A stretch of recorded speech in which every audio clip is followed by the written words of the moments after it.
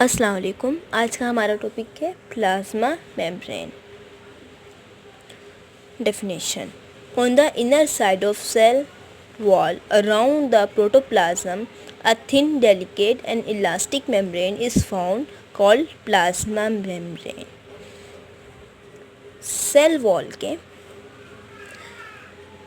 अंदर की साइड जो मेम्ब्रेन होगी हम उसको प्लाज्मा मेम्ब्रेन कहेंगे। ये हमारे पास एक सेल है।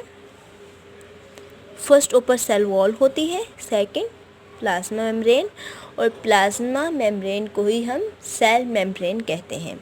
ये मेम्ब्रेन को हमने अगर थोड़ा सा माइक्रोस्कोप में देखा तो इस तरीके से ये शेप हमने यहाँ की, और इसको माइक्रोस्कोप में देखा तो ये हमें दिख रहा है। ये प्लाज्मा मेम्ब्रेन है।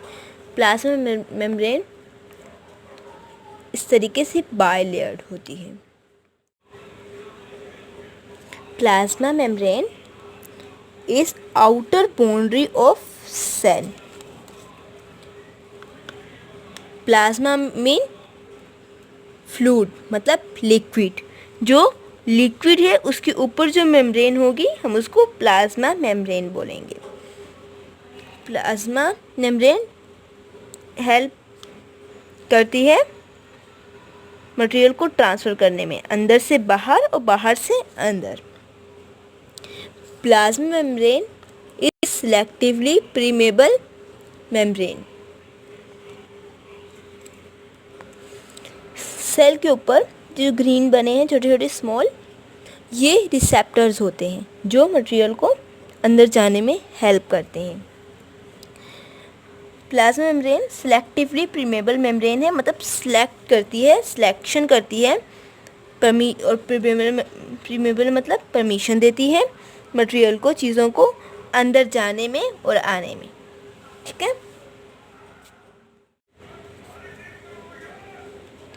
It is composed of mainly of a double layer. Double layer मतलब दो लेयर, एक है ब्लैक वाली ऊपर वाली और एक है नीचे वाली, दो लेयर होती है। ठीक है। Of phospholipid molecules. ये जो ब्लैक कलर के छोटे छोटे नज़र आ रहे हैं ये फॉस्फोलिपिड मॉलिक्यूल्स हैं that are held together by chemical attraction, और ये आपस में जुड़े होते हैं केमिकल अट्रैक्शन से। This phospholipid molecules have a polar end to non polar. Phospholipid molecules के अंदर पोलर और नॉन पोलर होते हैं। ये मैंने इसको बड़ा करके दिखाया इस चीज़ को, जैसे एक ये है और इसके ऊपर ये ऐसे बने हुए हैं ये। ठीक है। ये ऊपर वाला नॉन पोलर है, पोलर हेड होता है, सॉरी, और ये जो होते हैं दो नॉन पोलर टेल होते हैं। Polar head and non polar to non polar tail. इसको हम बाइलेयर भी बोलते हैं। बाइलेयर जो पोलर होता है इस हाइड्रोफिलिक होता है ये, और ये जो नॉन पोलर होता है ये हाइड्रोफोबिक होता है। मतलब ये ऊपर वाली लेयर है ये हाइड्रोफिलिक है, और अंदर वाले जो ग्रीन ग्रीन बना है हाइड्रोफोबिक है, और जो ये रेड कलर का बना है ये प्रोटीन होता है, ये रेड कलर का। अब जो हाइड्रोफिलिक्स मीन वाटर लविंग, ये पानी में रहते हैं, ये पानी में सर्वाइव करते हैं, इनके अंदर से पानी ट्रांसफ़र हो सकता है। हाइड्रोफिलिक वाटर लविंग होते हैं, मतलब प्यार करने वाले पानी से। Hydrophobic mean water fear. जो नॉन पोलर होंगे ये वाटर फियर, पानी से डरेंगे। Plasma membrane control the process of osmosis. Composition: plasma membrane composed of three main components. There are three main components of plasma membrane.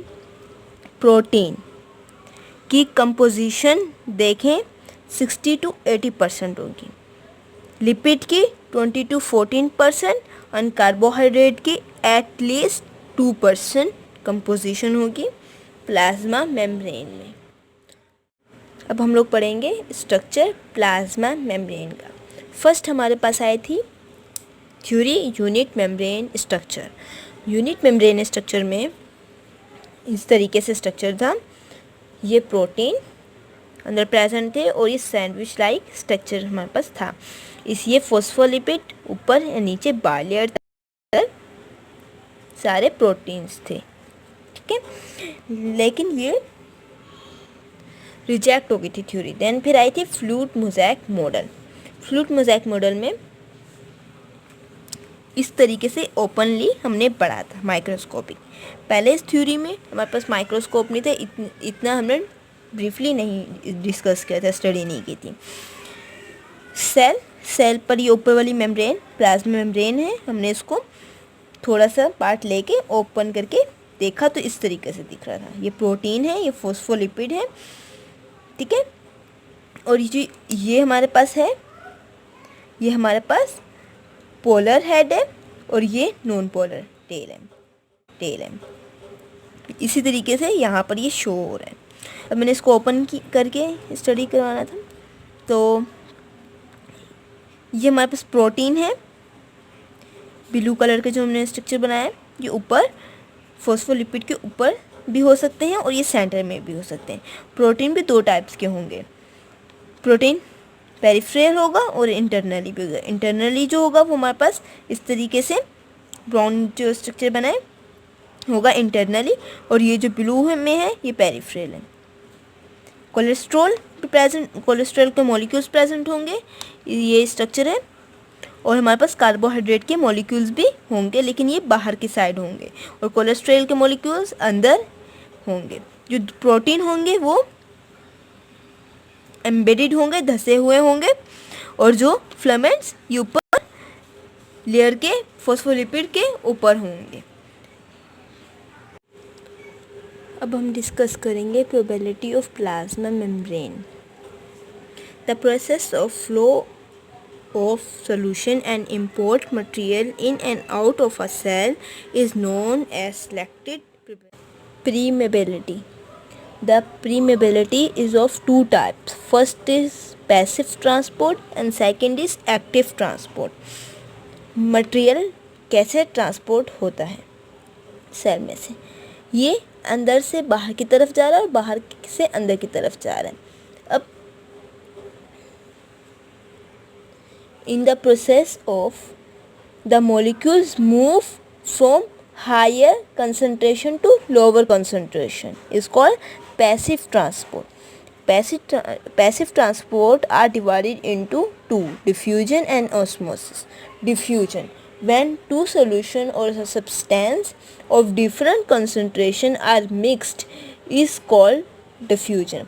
मतलब कोई भी दो सोल्यूशन या सब्सटेंस आपस में मिक्स हो जाएंगे, उनकी डिफरेंट कंसंट्रेशन होगी। जैसे एक की हाई है और एक की लो है, वो आपस में दोनों कंसंट्रेशन मिक्स हो जाएंगी और सोल्यूशन एक मिल जाएगा, तो हमारे पास डिफ्यूजन होगा। फॉर एग्जांपल CO2, अब एक C है और एक O है। फॉर एग्जांपल C की हाई कंसंट्रेशन है और O की लो कंसंट्रेशन है, आपस में दोनों मिल गए तो डिफ्यूजन बन गया। Now osmosis, when a solvent molecules from the region of high concentration to low concentration to the in the presence of semi-permeable membrane is called osmosis.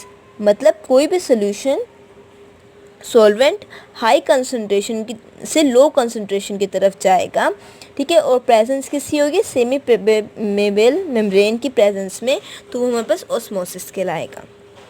Then हमारे पास सेकंड है active transport. Active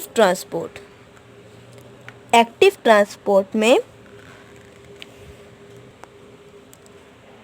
in the process the molecules move from lower to the higher concentration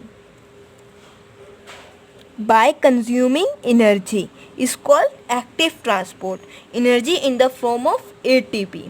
For best example of active transport is transport of glucose molecules. Active transport are divided into two, endocytosis and exocytosis. Endocytosis, when the cell membrane take in certain material by enfolding in the form of vacuole, is called endocytosis. In endocytosis stages, first stage ये हमारे पास particle है, ये छोटा सा small सा, और ये cell है। ये सेल पार्टिकल को इनगल्फ कर लेते हैं, अंदर की तरफ अपने पास ले लेते हैं। ये एंडोसाइटोसिस में होगा, अंदर की तरफ ले रहे हैं, एंडो मतलब इन, और ये है एक्सोसाइटोसिस, मतलब एक्सो मतलब आउट, जो पार्टिकल है बाहर की तरफ निकाल देगा, इनगल्फ नहीं करेगा, बाहर की तरफ आउट कर देगा। ठीक है, ये एक्सोसाइटोसिस में होगा। तो ये सेल मेम्ब्रेन है, इससे सेल पार्टिकल के अंदर चला जाएगा। ठीक है, और एंडो में अंदर की तरफ जाएगा और एक्सो में बाहर की तरफ जाएगा। एक्सो की डेफिनेशन है when the cell membrane allow the movement of certain material out of the cell is called exocytosis. Endocytosis are divided into phagocytosis and pinocytosis. In phagocytosis solid particles जाएंगे, ठीक है, अंदर, और फिनोसाइटोसिस में लिक्विड पार्टिकल्स जाएंगे। ठीक है, definition of phagocytosis, in the process of plasma membrane observe solid particles. Definition of pinocytosis, it is a process of taking fluid in a large amount. When the living cell take up fluid vessels, it is called phagocytosis, and it also called cell digging process. And phagocytosis is also called cell eating process. Eating मतलब solid खा रहा है इसलिए eating process हो गया, और liquid खा रहा है या पी रहा है cell drinking process हो गया इसलिए। ठीक है, easily transport or pass out material from the cell, lipids, small molecules, glucose and water, and difficulty to pass out material from cell, large protein and large ions. Function of plasma membrane. First, protect. It protects the cytoplasm of the cell. Plasma membrane protect करता है cell के cytoplasm को कि कोई भी harm ना हो cytoplasm को। Second is maintain, it maintains the cell shape, ये सेल की शेप को मेंटेन रखता है। Third is transport, it is a semi permeable membrane, it help in permeability, for example allow to pass different solution of molecules in and out of the cell. आज हम लोगों ने plasma membrane, उसका structure and function पढ़ा।